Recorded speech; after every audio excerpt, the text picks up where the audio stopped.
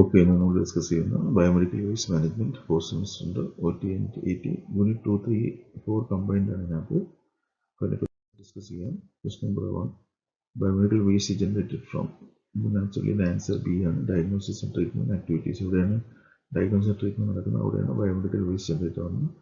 അപ്പം ഹോസ്പിറ്റൽസും പിന്നെ മനുഷ്യരുടെ അനിമൽസിൻ്റെ ഡയഗ്നോസിസ് ട്രീറ്റ്മെൻറ്റിൽ ആണ് വേസ്റ്റ് ജനറേറ്റ്. ആൻസർ ബി ആണ്. Primary hazard of biomedical waste is. Biomedical വേസ്റ്റിന് ഏറ്റവും പ്രധാനപ്പെട്ട ദോഷം എന്താണ്? ആൻസർ ബി ആണ്, ഇൻഫെക്ടിവിറ്റി ആൻഡ് ടോക്സിസിറ്റി.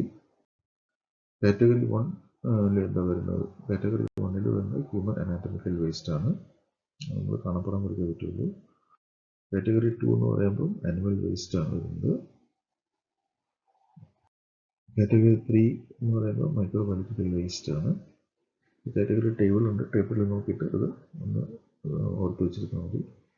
കാറ്റഗറി 4 എന്ന് പറയുന്നത് ഷാർപ്സ് ആണ്. കാറ്റഗറി 5 എന്ന് പറയുമ്പോൾ മെഡിസിൻസ് ആണ് വരുന്നത്, B. Category 6 includes soiled waste ആണ് കാറ്റഗറി 6 വരുന്നത്. കാറ്റഗറി 7 എന്ന് പറയുമ്പോൾ സോളിഡ് വേസ്റ്റ് ആണ്, ട്യൂബ്സ് പൈപ്സ് ഒക്കെ വരുന്നത് സോളിഡ് വേസ്റ്റ് ആണ്.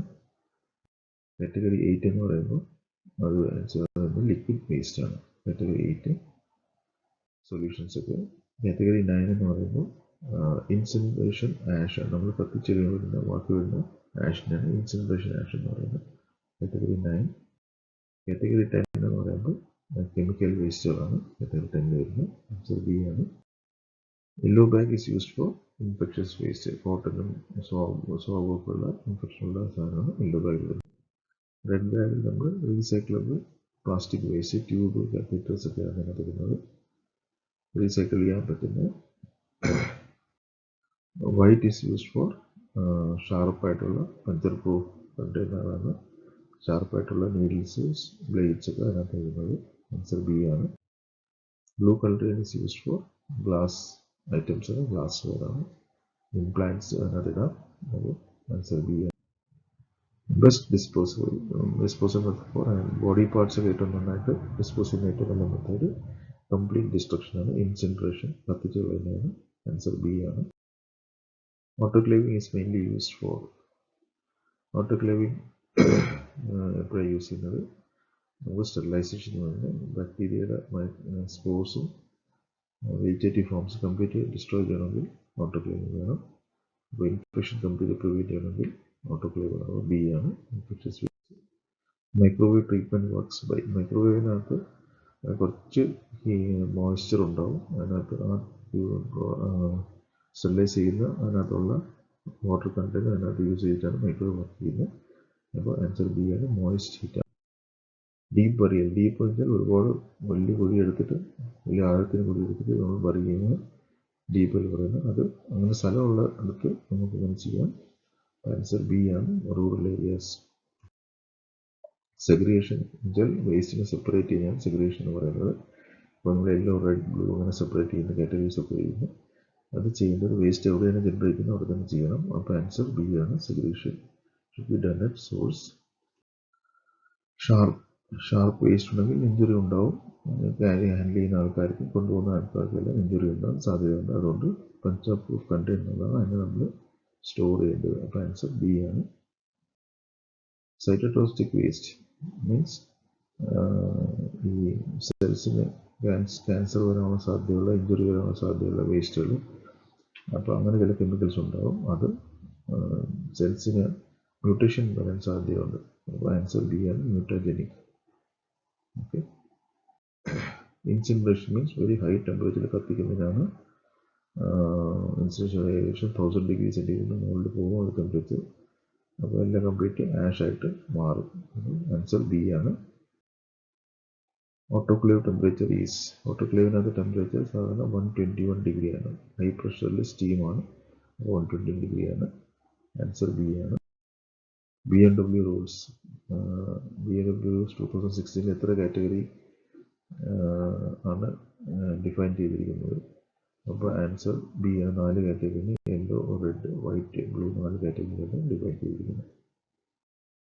മാക്സിമം സ്റ്റോറേജ്, ഒരു സ്റ്റോറേജ് ഏരിയയിൽ വേസ്റ്റ് എത്ര നേരം സ്റ്റോർ ചെയ്യാം, മാക്സിമം 48 hours അതിനകത്ത് അത് നടന്ന് കൊണ്ടുപോയി ഡിസ്പോസ് ചെയ്യണം. അപ്പോൾ ആൻസർ ബി ആണ്, 48 hours ആണ്. CBMWT common biomedical waste treatment facility എന്ന് പറയുന്ന ഒരു സെൻട്രൽ യൂണിറ്റ് ആണ്. അവിടെയാണ് എല്ലാ വേസ്റ്റ് കളക്ട് ആവുന്നത്. അതിനെ പ്രോപ്പറായി ഡിസ്പോസ് ചെയ്യുന്ന സ്ഥലം അവിടെയാണ്. അപ്പം ഒരു സെൻട്രൽ ഫെസിലിറ്റിയാണ്. ആൻസർ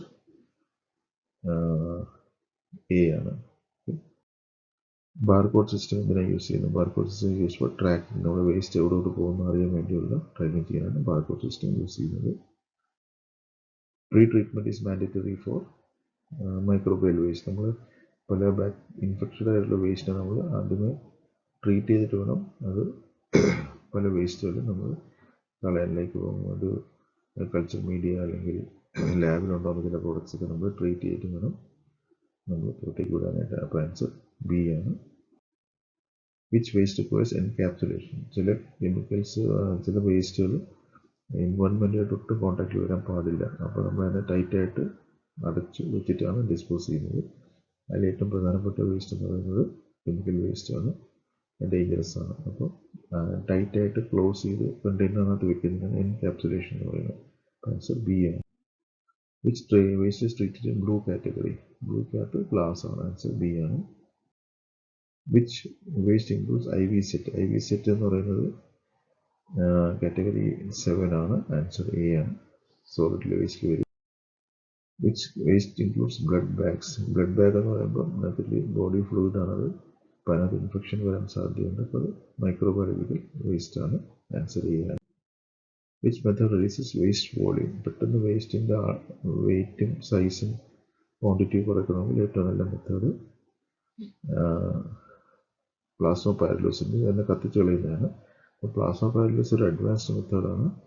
ഭയങ്കര ഹൈ ടെമ്പറേച്ചർ പ്ലാസ്മ അല്ലെങ്കിൽ അയനൈസ്ഡ് ഗ്യാസ് യൂസ് ചെയ്തിട്ട് അതിനെ ഡീകമ്പോസ് ചെയ്യും. അപ്പം ഹൈലി ടോക്സിക് ആയിട്ടുള്ള കമ്പോണൻസ് നോൺ ടോക്സിക് സബ്സ്റ്റൻസ് ആയിട്ട് കൺവേർട്ട് ആവും. അപ്പോൾ ഇതിന് ആൻസർ ബി ആണ്. Which waste is not autoclave. കത്തിക്കാൻ നല്ല ചൂടാക്കി സ്റ്റെറിലൈസ് ആക്കേണ്ട വേസ്റ്റ് ഏതാണ്?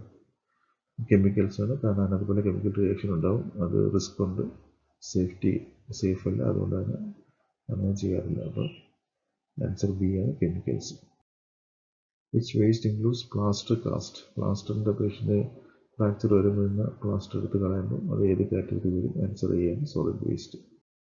Which waste is recyclable after treatment. Treatment കഴിഞ്ഞിട്ട് തിരിച്ച് യൂസ് ചെയ്യാൻ പറ്റുന്ന ചില പ്ലാസ്റ്റിക്സും അങ്ങനത്തെ വേസ്റ്റുകളുണ്ട്. അത് നമ്മൾ സൺറൈഡ് കാറ്റഗറിയിൽ വരുന്നത്. ആൻസർ എ ആണ്. Which rule introduce strict emission standards. അപ്പോൾ പൊല്യൂഷൻ വരാതിരിക്കാൻ പുകയൊക്കെ വരുമ്പം അതിൻ്റെ സ്റ്റാൻഡേർഡ്സ്, അതിനകത്തുള്ള കെമിക്കൽസിൻ്റെ അളവൊക്കെ ചെക്ക് ചെയ്യാൻ വേണ്ടി ഉണ്ടാക്കിയ റൂളാണ്. അത് 2016 ഉണ്ടാക്കിയതാണ്.